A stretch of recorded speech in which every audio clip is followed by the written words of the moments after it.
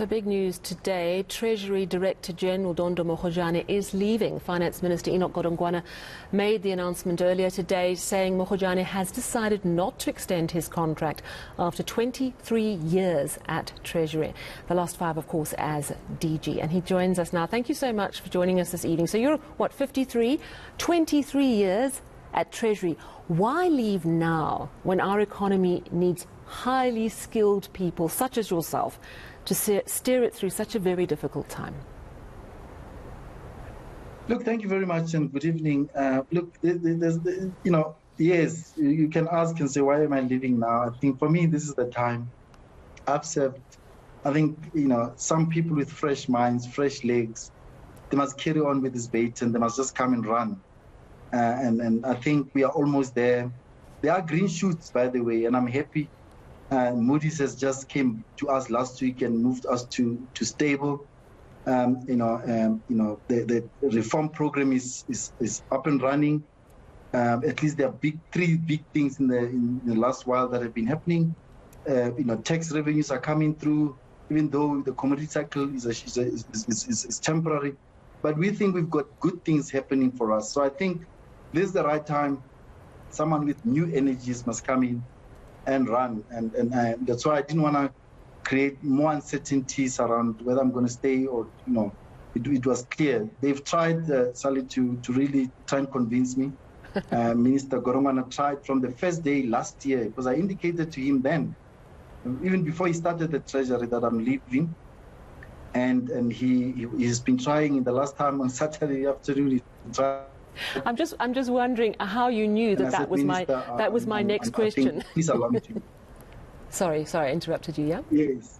Yeah. They all tried. I mean, and I respect and I really appreciate the fact that they gave me the opportunity to ask me to stay on, and I humbly requested that I be allowed to leave, because I have served, I think, and I'm proud of the achievements. I'm proud of my own personal development in the 23 years I've been around. I've developed as a human being, I've developed as a leader, and I think maybe it's high time that I must move on and do other things. So I'm getting a sense what you're saying is that you've done your country duty. I've just got to ask you a question about concerns that Treasury is losing skills, because you're leaving in the beginning of June, but also Fuzile Lungisa has gone, Michael Sachs has gone. Is Treasury getting weaker? It's always been known as such a strong institution. You see, when Lungisa left, in fact, when Lisecha left, when Maria left, people said that, oh, what's going to happen? Same when Lungisa left, and we came on, and I raised my hand, and I guess there are many other people in the Treasury, very good people that are there. You can regard them as junior, yes, it's okay, but these people are the same people that have been behind closed doors, behind the scenes, running the shows. I'm talking about Dr. Peters, a PhD, Harvard graduate. I'm talking about Dr. Modise, PhD economics. I'm talking about Edgar. I'm talking about, Makhoshi, by the way. There's somebody whom we forgot when you talk about capacity. Makhoshi Pedlalikhede he has been there from Lisecha's days at DDG.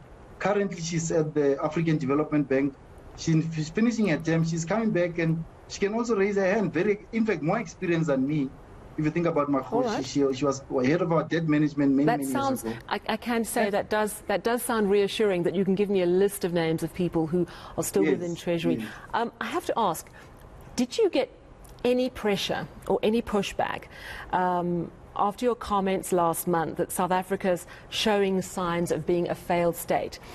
Or did you have more freedom to make a comment like that, knowing that you were leaving? I did not get any pressure from anybody, whether from the minister, from the president, nobody. All the minister said to me was that, jokingly, he said to me, some of these things we have to ensure that we do something about it, because that's what we talk about all the time. The nice thing about working for Treasury is that we are not reckless in our statements. We are not, because we know what it means to be reckless and the impact that will cause. But we know when to say certain things to shake the systems, to shake colleagues that I work with. And we've been doing that. We've been doing that, and we continue doing that. So there's only one or two people who wanted to confirm senior. I said, is it true what I read in the newspapers? I said, no, the headlines in the Sunday Times are wrong. I did not say South Africa is a failed state. I was talking about showing signs of a failing state. So right. I think, look, we are respected. They knew that whoever knew that I would not make such reckless statements. It was within a certain context. But it's good, for instance, that we remind ourselves that if we are disconnected from the poor, if we are disconnected, and this may be detrimental to our cause in this democratic project that we're involved in. You're right, we have to stay alive to that. You joined Treasury 23 years ago, so what, about 1999? So I've counted a lot of finance ministers, Trevor Manuel, Pravin Gordhan, Tito Mboweni, of course Enoch Godongwana, and for a grand 4 days in 2015, Des van Rooyen. Who was your favourite? Yes. Trevor Manuel, Pravin Gordhan, and of course, Trevor Manuel, I was still junior at the time. I was just admiring the fact that I'm in the room, I'm learning from him, I see what he does, and I was happy. I was happy that he was there, that I learned from him, and even my own career, for instance. I remember when I wanted to leave to join Gauteng Treasury in 2005, I think, as chief director in the budget office in Gauteng. He called me, I remember he was in Washington. He said, "You're not going to go anyway. I'm coming to see you. You must come and see me on Monday morning." So, for him to insist for me to leave, I think he knew what he was doing, and the rest is history. Pravin Gordhan, I worked with him as his chief of staff on my, coming back from the World Bank after serving a while there. From 2010 to 2014, I was his chief of staff. I was in his office. I was heading his office. I was running jointly. They used to call me DM, Diary Mesa. Lesija used to call me Diary Mesa because I used to mess everyone's diary in the Treasury. Because the space he gave me to flourish, the space he gave me to be what I wanted to be, and really give me the opportunity. So, he was there. Nhlanhla had his own characteristics: calm, quiet, decisive. You're not giving me a favorite, are you? You're just going to basically say they were all... I've got many. Look, Des van Rooyen, I didn't work with him. He can never be my favorite. Well, that was, 4 days? I worked with him. Was that the toughest time? Sorry to interject. We're under a bit of time pressure because of what's going on in Diepsloot. But was that the toughest time, that week in December when there were 3 different finance ministers appointed? That was the toughest time, Sally. It was the toughest time my career-wise.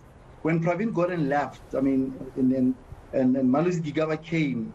And I took advantage of Malusi, knowing him from university days. I said to Malusi, this place can make you what you want to be. Let's do it right, please. And we kind of worked together well. So, and by the time he left, I think Malusi knew what needs to be done. But obviously the ANC politics prevailed on him. But we by the time Tito came in after Malusi, we had been through hell, call it that for now. It was difficult. I remember the narrative that we had to push out there when we do that round trip around the world in November of 2017. It was not the easiest to explain the state capture project, to defend some of the things, to rebut some of the things. It was not easy, but we stayed the course, and we explained South Africa's challenge, and we committed to really changing things around. And we continue to do that. So those were the toughest years I can imagine. From the 2017 was just one of the toughest years ever. Especially the morale in the Treasury was low. People thought the state capture project is a real project. The Treasury was going to be captured. So there was, we didn't trust each other. It was just a tough environment. But we managed through. I sailed through as DG in 2018, 2017, being appointed. It was very difficult. With a young team of actors, Ian Stewart, acting budget, Monale Ratsuma, Tsepiso Matludi, Mampo Mundise, Vuyelo Vumenli. All of these were young people, less than 30, average age of 35. Amazing. We had to do it, we made it, and I'm proud to have led a team like that. Duncan was also at that time. But now it's a different environment, of course. We are rebuilding, and Enoch needs to be supported in rebuilding the Treasury. Well, I can say well done. You have served this country with honour in the 23 years at Treasury. When you leave to go into the private sector, I understand in June, you can pat yourself on the back, and we wish you well. And thank you very much for chatting to us this evening. Thank you very much, and thank you for the well wishes.